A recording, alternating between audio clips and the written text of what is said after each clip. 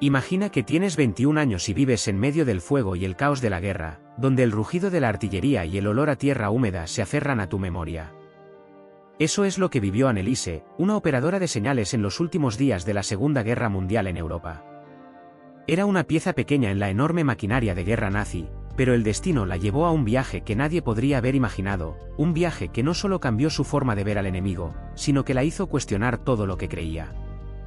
En 1945, Europa era un campo de batalla devastado. Las ciudades que alguna vez fueron majestuosas ahora eran escombros. Berlín temblaba bajo los bombardeos, y soldados como Anneliese vivían en un miedo constante. Como operadora de señales, su trabajo era transmitir mensajes militares a través de radios antiguas, bajo la tenue luz de los búnkeres sofocantes.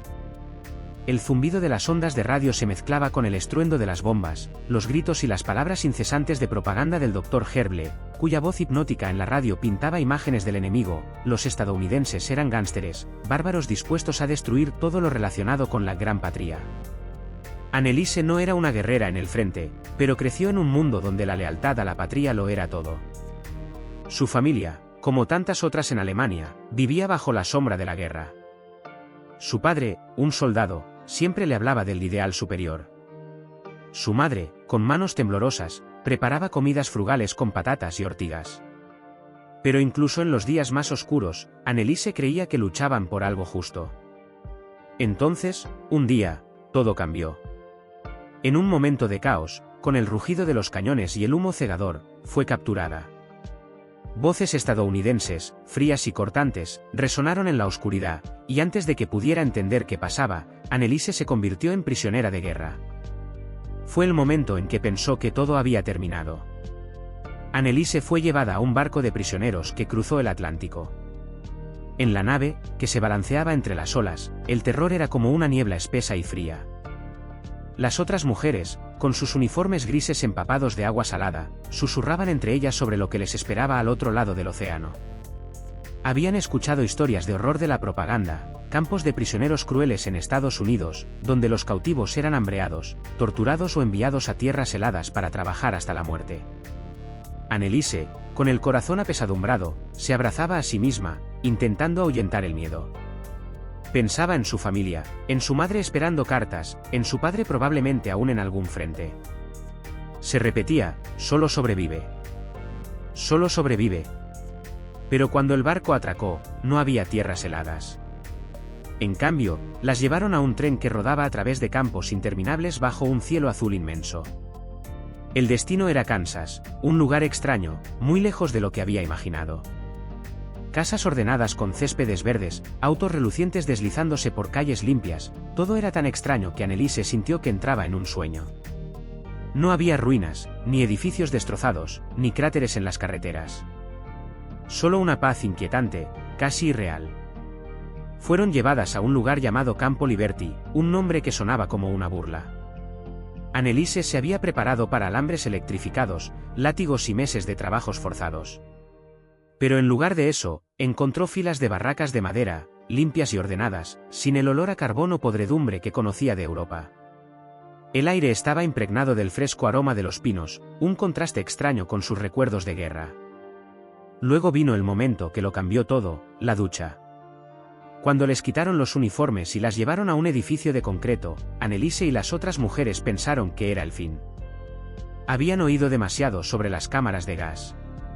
Algunas lloraron, otras se tomaron de las manos con los nudillos blancos. La pesada puerta metálica se cerró con un estruendo, como una sentencia de muerte. Pero entonces, agua caliente, realmente caliente, cayó del techo. No era gas venenoso, no era la muerte, sino un calor reconfortante que no habían conocido en años. El agua lavó la suciedad, y con ella, la primera capa de adoctrinamiento. Los bárbaros no daban agua caliente a sus prisioneros. Entonces, ¿qué era esto?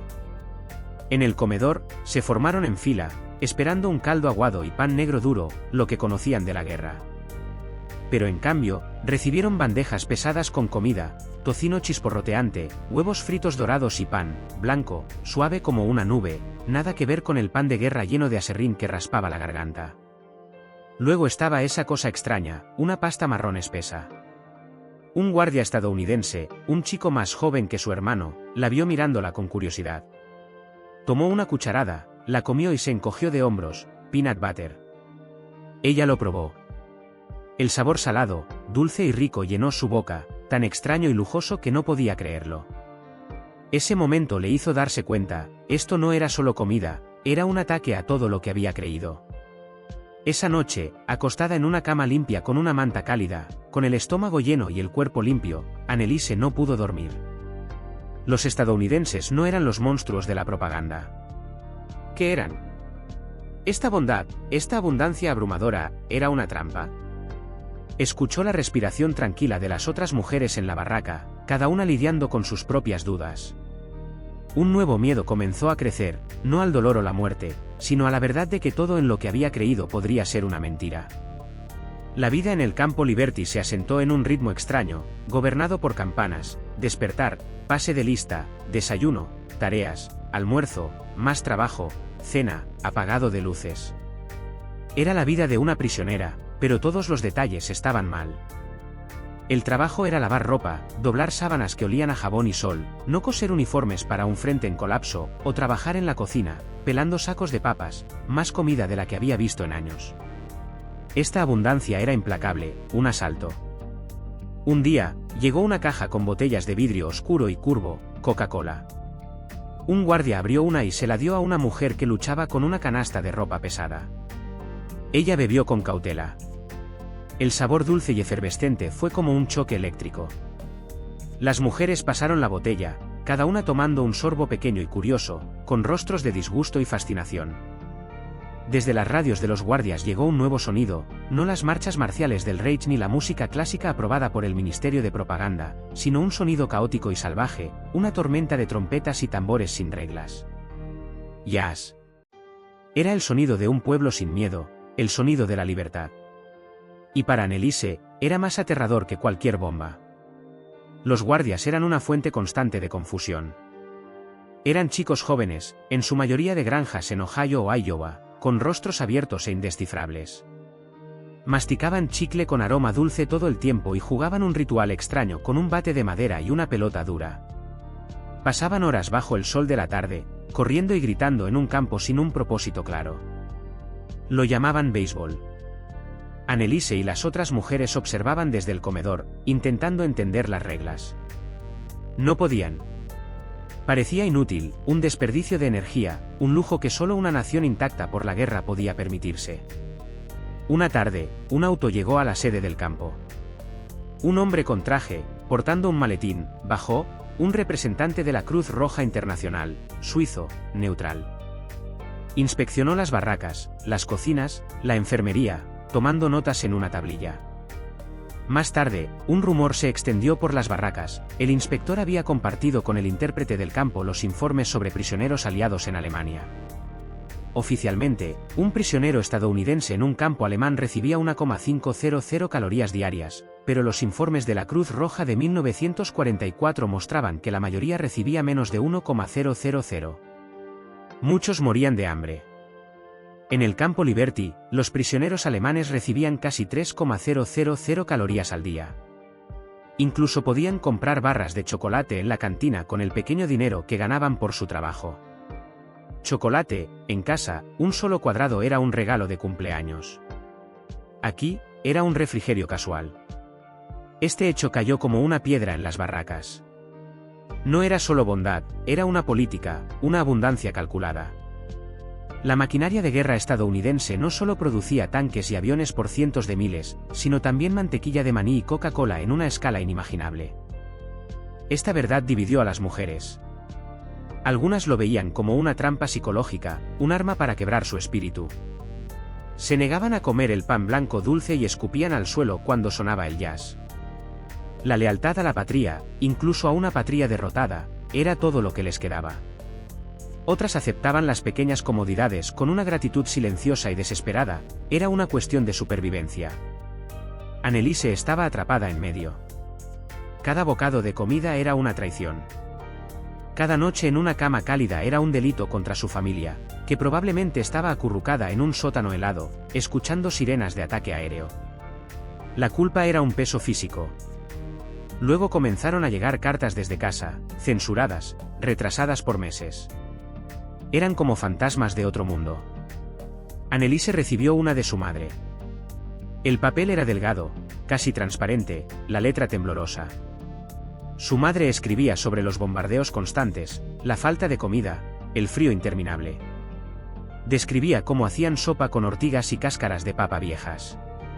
Mencionó a la hija de una vecina, una chica con la que Anneliese creció, muerta mientras hacía fila por pan. La carta terminaba con una frase simple y desgarradora: «Estamos orgullosos de tu sacrificio por la patria». «¿Sé fuerte?». Anneliese leyó la carta en su litera, con las palabras borrosas por las lágrimas. Miró sus manos, suaves y limpias. Su estómago estaba lleno después de una cena de carne asada y papas.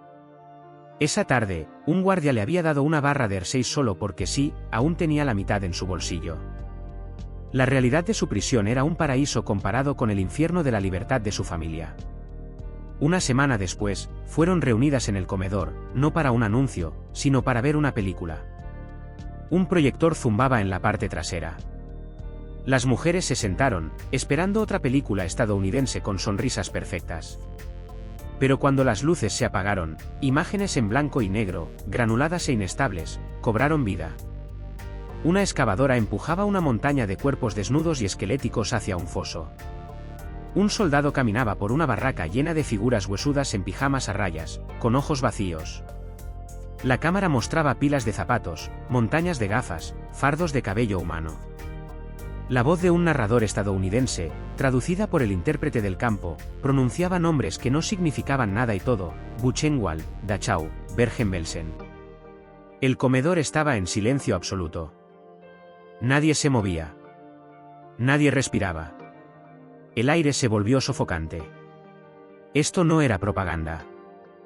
Era un espejo, reflejando su nación, su causa, a ellas mismas. Los monstruos descritos por el Dr. Herble eran reales, pero no eran los estadounidenses. Vestían el mismo uniforme que el padre de Anneliese. Una mujer en la primera fila vomitó, un sonido solitario en el silencio aplastante.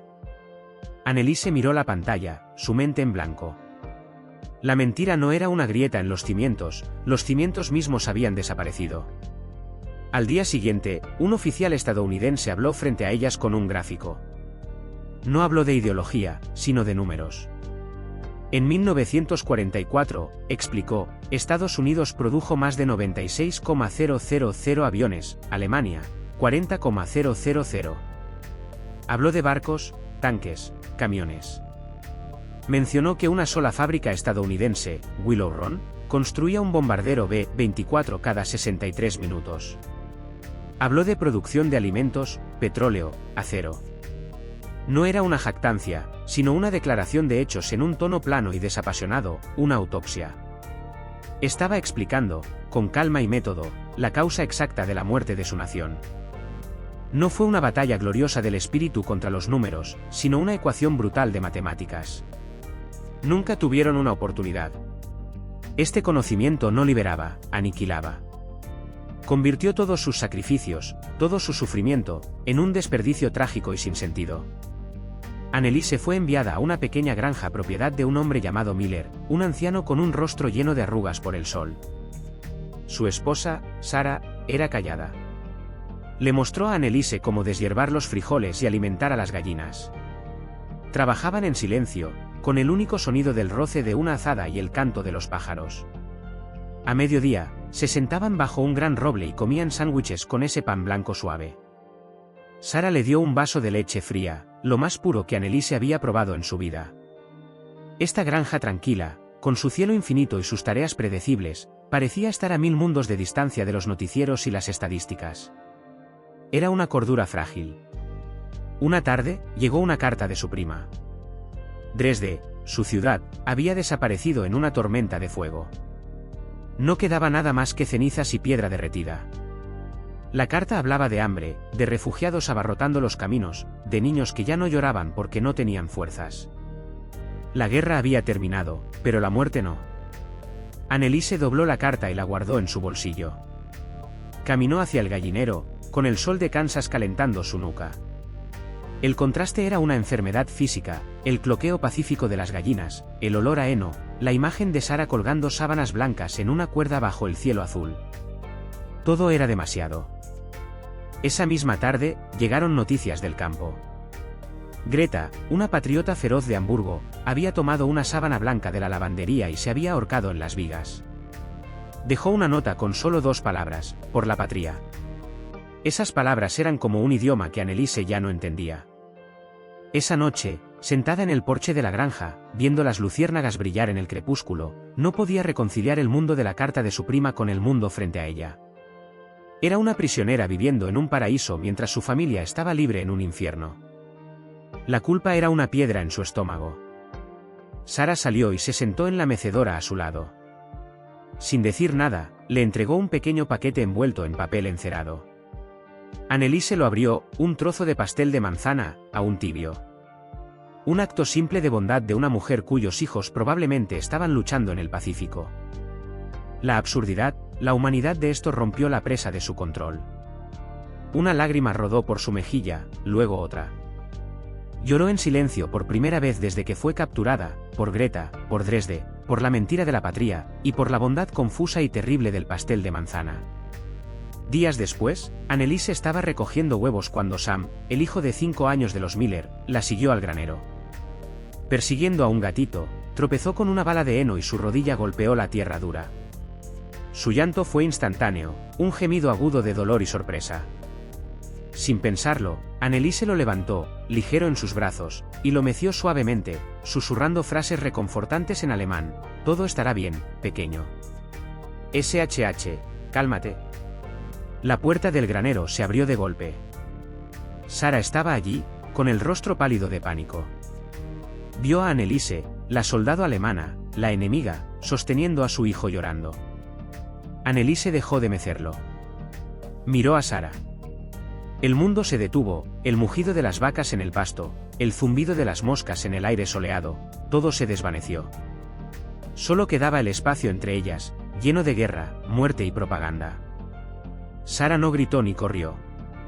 Se quedó allí, una silueta contra el sol brillante de Kansas. Anneliese sintió el pequeño corazón del niño latiendo contra su pecho. Esperaba un grito, una acusación. Pero Sara dio un paso lento hacia adelante, luego otro. Se arrodilló junto a ellos en el suelo polvoriento, mirando no a Anneliese, la enemiga, sino a su hijo. Suavemente, limpió una lágrima de su mejilla con el pulgar. Luego miró a Anneliese. Sus ojos no estaban llenos de odio, sino de un entendimiento cansado que trascendía uniformes y lenguajes, el entendimiento de una madre. Dio un pequeño asentimiento, casi imperceptible, una absolución, un tratado firmado en un granero polvoriento sobre la rodilla raspada de un niño. La guerra no terminó con un toque de trompeta, sino con el crepitar de una radio en la encimera de la cocina de los Miller. Una voz anunció que una ciudad en Japón había desaparecido bajo un nuevo tipo de sol, luego otra, y luego todo terminó. Los hombres en los jeeps que llegaron a la granja para llevar a Anneliese de vuelta al campo no estaban sombríos. Reían, repartían cigarrillos y chicle. Para ellos, era un final. Para Anneliese, era el comienzo de una incertidumbre aterradora. El viaje de regreso fue la guerra al revés. Cruzó un océano que ya no era un coto de caza para submarinos, en un barco lleno no de temor, sino de un silencio hueco y ansioso. Desembarcaron en un puerto francés que se reconstruía lentamente. Luego, el viaje en tren hacia el este, al corazón de lo que quedaba. Alemania era un esqueleto. Las ciudades eran campos de escombros donde los letreros de las calles apuntaban a avenidas fantasmas. El aire olía a cenizas.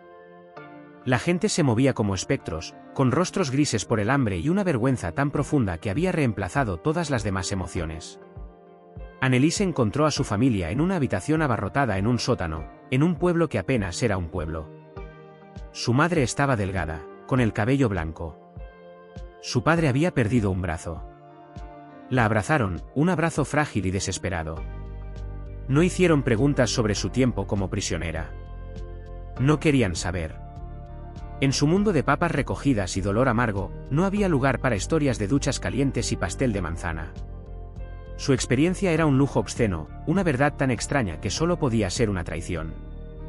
Así que Anneliese guardó silencio. Su cautiverio, el periodo más amable y transformador de su vida, se convirtió en su secreto más oscuro. Lo enterró bajo una montaña de silencio. Pasaron los años. Los escombros fueron despejados. Los edificios volvieron a levantarse. Pero las ruinas internas eran más difíciles de reparar. Anneliese a veces se paraba en su pequeña cocina, sosteniendo un trozo de pan, paralizada por su textura y peso. Veía a los niños jugar un juego con un palo y una pelota y sentía un eco de una tarde en Kansas. La bondad de sus enemigos se había convertido en una vergüenza privada. Había salvado su cuerpo, pero roto su conexión con su propio pueblo. Era una sobreviviente, pero estaba completamente sola en su memoria de la guerra. Le habían enseñado que el mayor horror de la guerra era la crueldad del enemigo. Aprendió que era su misericordia, la prueba innegable de que todo su mundo, su causa, su sacrificio, era una mentira. La derrota en el campo de batalla era una herida honorable. Pero que tu alma fuera conquistada por un trozo de chocolate y el asentimiento gentil de una madre, eso era una aniquilación de la que no había recuperación.